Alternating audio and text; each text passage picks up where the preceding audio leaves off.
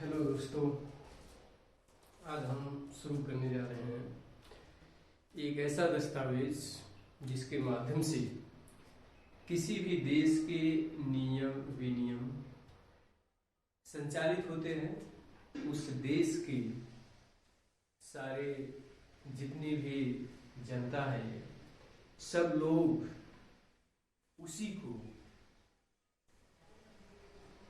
साक्षी मान करके अपने प्रमुख पदों का ग्रहण करते हैं, प्रमुख पदों को ग्रहण करते हैं। ऐसे पवित्र दस्तावेज का नाम है संविधान। ऐसा दस्तावेज जिसके माध्यम से किसी देश के नियम विनियम संचालित होते हैं, उसे हम संविधान कहते हैं। सबसे बड़ी बात, संविधान कैसे बना, कब बना, क्या इसका इतिहास रहा है, इसके विषय में हम चर्चा करेंगे। देखते हैं एक एक करके। देखिए, सबसे पहले है संविधान निर्माण, मेकिंग ऑफ द कॉन्स्टिट्यूशन। जैसा कि हम जानते हैं, अगस्त प्रस्ताव सन 1940 में आया। अगस्त प्रस्ताव वो ऐतिहासिक बातें हैं, मैं थोड़ा परिचय दूंगा। अगस्त प्रस्ताव 1940 से पहले की अगर हम बात करें, नेताजी सुभाष चंद्र बोस और पट्टाभ सीतारमैया की कहानी से आप लोग परिचित होंगे तो ठीक है, नहीं तो फिर मैं बताता हूँ। देखिए, त्रिपुरी अधिवेशन हो रहा था 1939 का। सुभाष चंद्र बोस भारतीय राष्ट्रीय कांग्रेस के अध्यक्ष पद के उम्मीदवार बनाए गए और वो जीत गए। इससे गांधी जी नाराज हो गए। गांधी जी क्यों नाराज हो गए? क्योंकि गांधी जी के एक सदस्य थे, उनका नाम था पट्टाभी सीतारमैया। वो चाहते थे पट्टाभी सीतारमैया भारतीय राष्ट्रीय कांग्रेस के अध्यक्ष बने। दोस्तों, साथ ही साथ एक बात और ध्यान देना है, द्वितीय विश्व युद्ध भी नजदीक ही है। 1939 में ही द्वितीय विश्व युद्ध की भी शुरुआत हुई। द्वितीय विश्व युद्ध की जब शुरुआत हुई, उसमें जापान एक बड़ा ताकतवर देश बन के उभर रहा था। उसकी शक्तियों से अन्य विकसित देश डरे हुए थे, जैसे अमेरिका, ऑस्ट्रेलिया, चीन। ये सब दबाव बना रहे थे ब्रिटेन के ऊपर कि भारत को आजाद किया जाए। यहां पर पट्टाभी सीतारमैया चुनाव हार गए थे और नेताजी सुभाष चंद्र चुनाव जीत गए थे।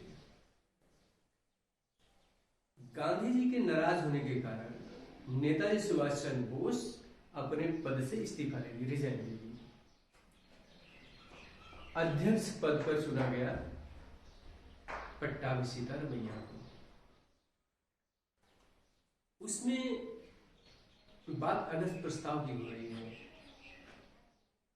देखिए, अगर हम थोड़ी थोड़ी बातों पर चर्चा करेंगे तो भी थोड़ा सा लेक्चर लंबा हो जाएगा। हमको यहाँ पर स्पेशली संविधान निर्माण की बात करना है। क्रिप्स प्रपोजल पर डायरेक्ट हम आते हैं। संविधान क्रिप्स प्रपोजल 1932 को आया था, 23 मार्च 1942 को।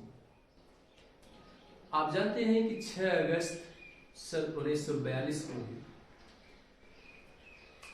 भारत क्विट इंडिया मूवमेंट, मतलब भारत छोड़ो आंदोलन की शुरुआत भी हुई थी। संविधान सभा की मांग पहली बार एक व्यक्ति थे, उनका नाम था एमएन राय। हम सब पर चर्चा करेंगे, थोड़ा सा ऐतिहासिक बातें इसलिए यहाँ पर चर्चा करेंगे, बहुत लंबा हो जाएगा, उस पर भी चर्चा कर देंगे। मॉडर्न इंडिया जब पढ़ेंगे तो पहली बार संविधान सभा की मांग एक व्यक्ति थे, उनका नाम था मानवेंद्र नाथ राय। 1934 में उन्होंने किया था। जो कि वामपंथी आंदोलन के एक प्रखर नेता थे।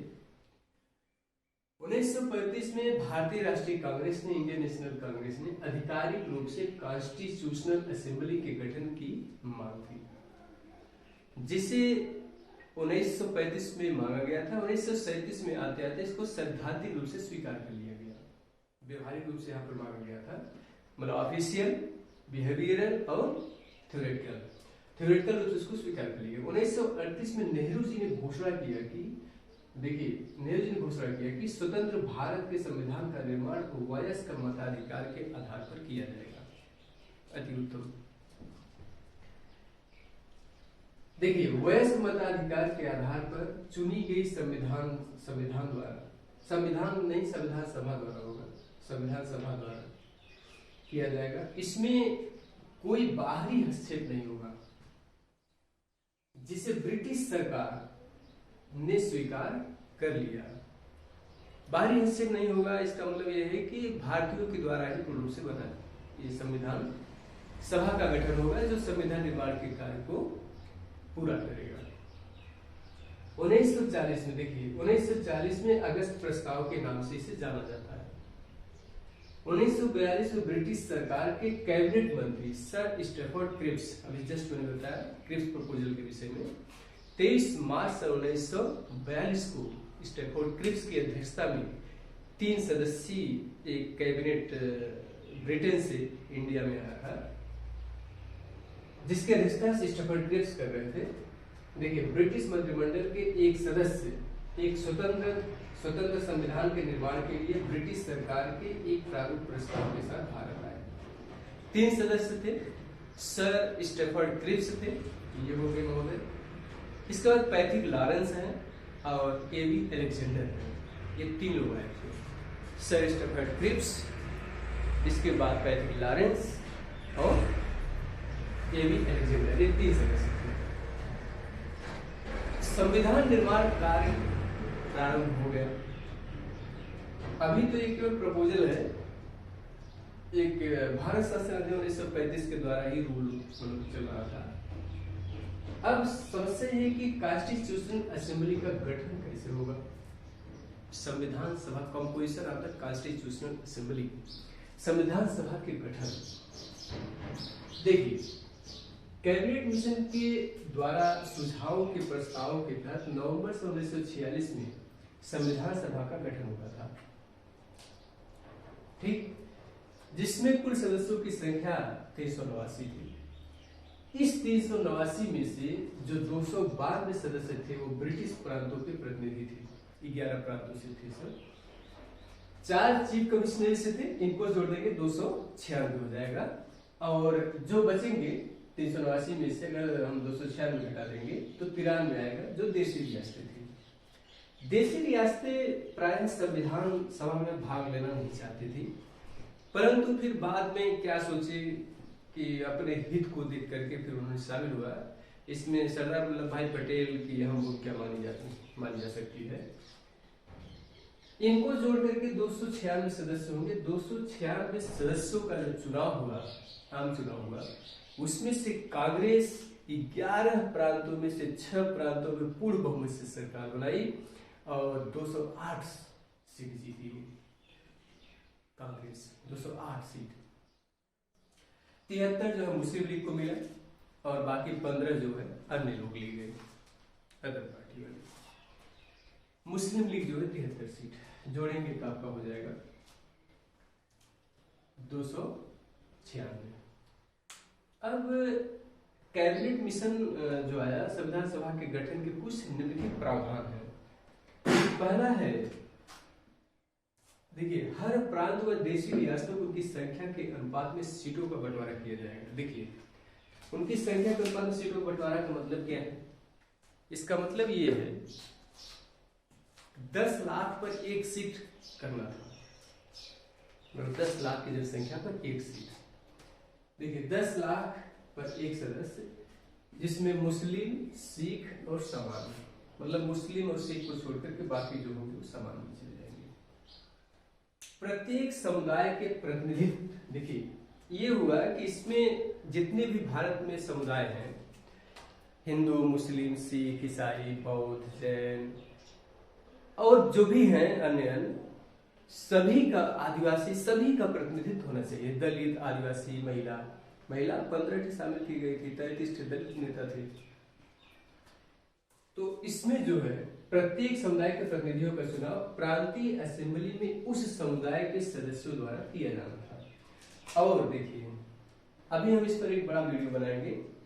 एकल संक्रमणीय मत पद्धति और समानुपातिक प्रतिनिधित्व के तरीके से मतदान किया जाना था। एकल संक्रमणीय मत पद्धति और समानुपातिक प्रतिनिधित्व, इस बताएंगे राष्ट्रपति वाले सेक्टर बहुत विधिवत बताएंगे इसको। एकल संक्रमणीय मत पद्धति क्या होता है, उसमें मतलब वोटों को ट्रांसफर कर दिया जाता है। जो हारने वाला प्रत्याशी होता है, मतलब कई लोग खड़े होते हैं एक साथ, तो जो हारने वाला होता है, हारने वाले का जो वोट होता है वो जीतने वाले में ट्रांसफर कर दिया जाता है, इसलिए इसको सिंगल ट्रांसफरेबल वोटिंग सिस्टम भी कहा जाता है। और देशी रियासतों के प्रतिनिधित्व की बात करें तो देखिए देशी रियासतों के प्रतिनिधियों का चयन रियासतों के प्रमुखों द्वारा किया जाना था।